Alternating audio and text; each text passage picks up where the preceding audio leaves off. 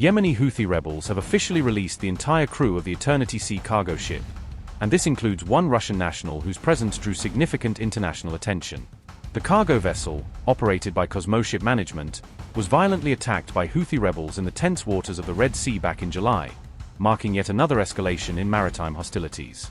All captured crew members, including the Russian sailor, were held for months in territories firmly under Houthi control, where negotiations and pressure from several nations gradually intensified.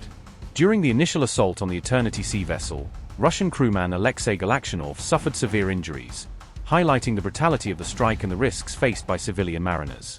Houthi-affiliated channel Al Mazira reported that the freed crew members were transported by plane from Sanaa directly to Oman's capital, Muscat, in a coordinated diplomatic handover. This development comes as the US military has deployed its first squadron of one-way attack drones to the Middle East, marking a major shift in Washington's response strategy.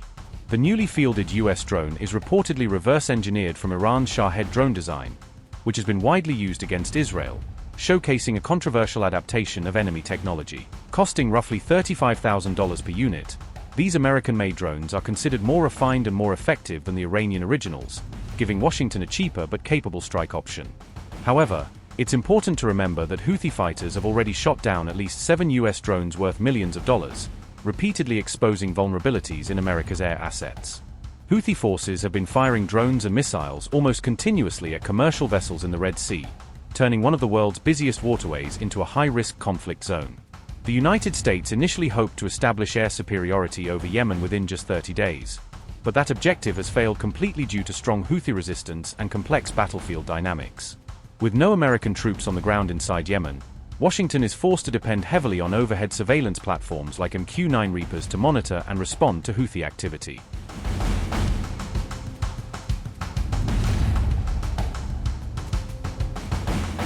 Russia has steadily gained new leverage in the Middle East as the Houthi movement signals deliberate acts of goodwill toward Moscow, strengthening ties amid growing geopolitical fractures.